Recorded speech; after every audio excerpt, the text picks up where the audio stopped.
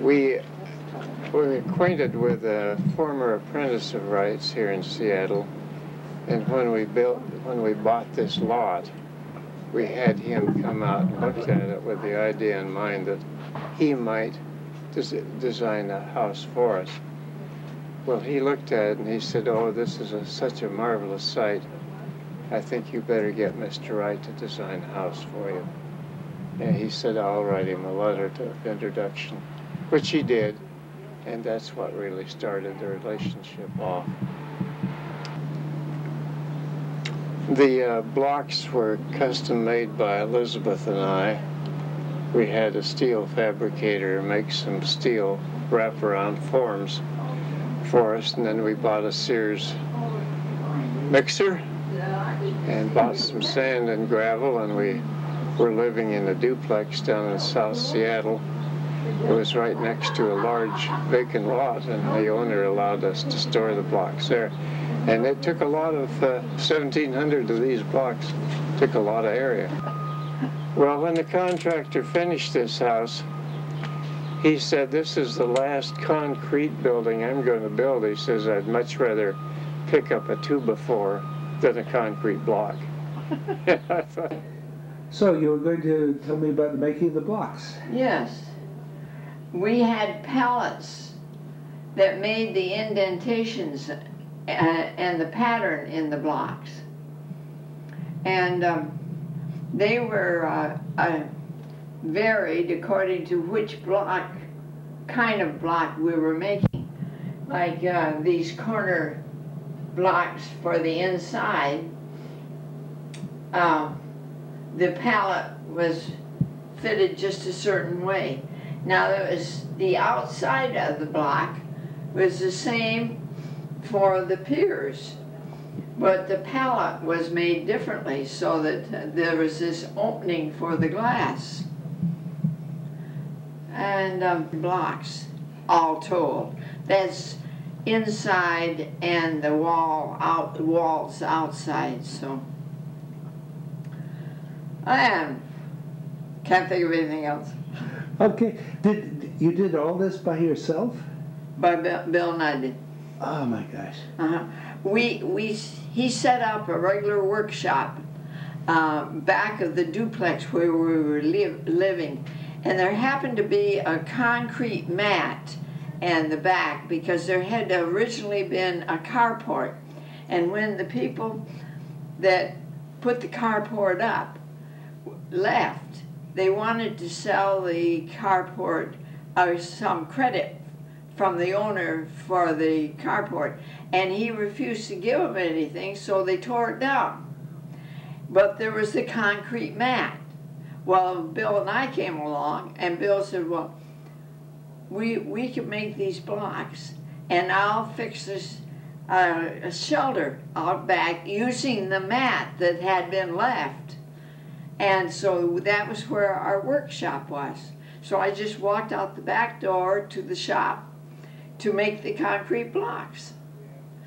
And the gravel and the concrete mixer and so on was just along the side, you know. And so it was very convenient. And after the blocks were made and they were ready to come out of the forms, I would take them out and line them up along a walk that was in the back and cover them with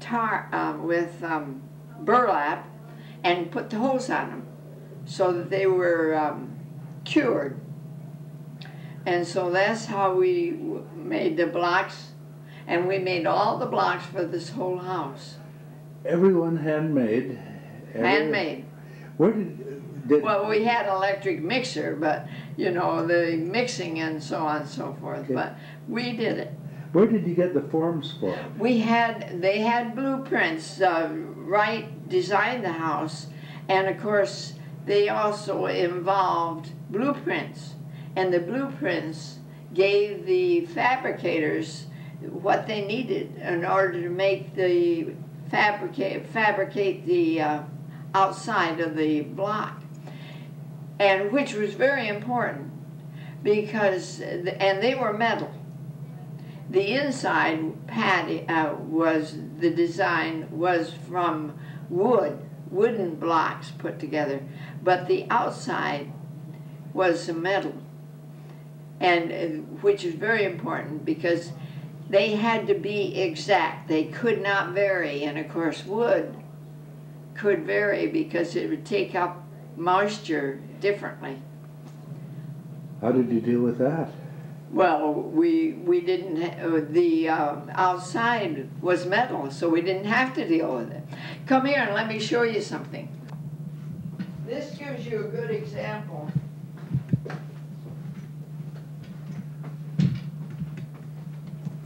of what the block looked like. Here is, see, each block had a half round, and you put those together and you got a round. Uh-huh.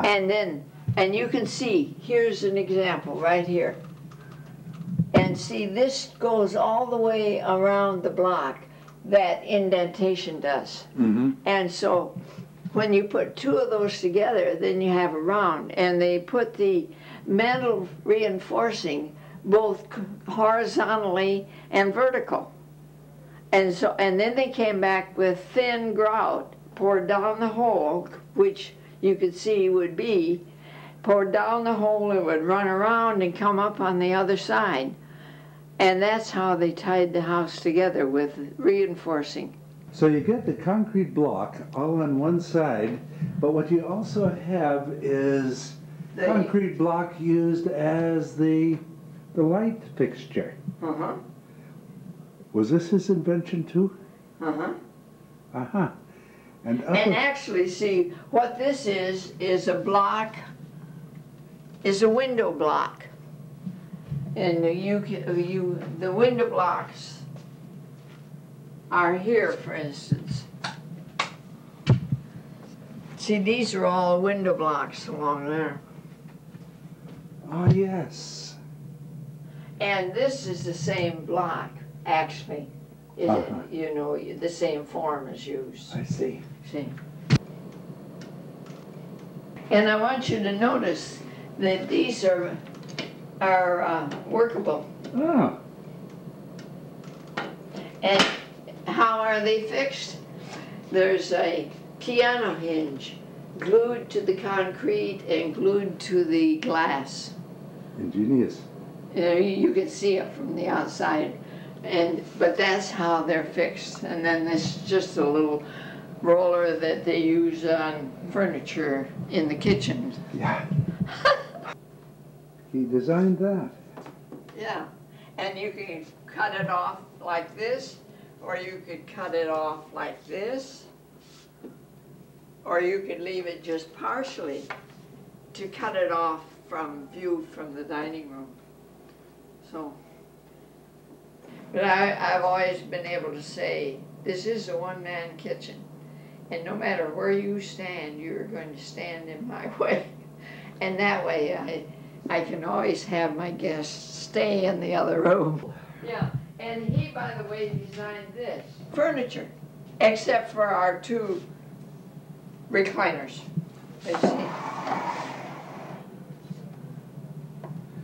You see how simple they are. First 40 years we had quite a few visitors, and we tried to show the house to all of them, and we were quite successful. But after that we had to stop the tours. It just got to be too difficult to maintain the house the way it should be maintained, and to take the time to show it to people. So with rare exception, it's pretty close. It's a closed building now. It sounds like you take on kind of a responsibility. Oh, definitely. Well, some owners felt they did. We did. Some people just regarded their houses pretty much as ordinary houses, if you can imagine that. But some people have sold, continue to sell. What has it been like to live in it? Oh, it's wonderful. It's just absolutely wonderful. both winter and summer. There's always something going on out here on the Sound, some unique vessels passing. So did you have a correspondence with Mr. Wright? Oh yes, and Elizabeth met him. He was very busy in the 50s. He didn't get out to any of the small houses at all. So he was never here. He never saw the house itself, but he understood from people who told him about it and the pictures. He was very pleased that we were pleased with it.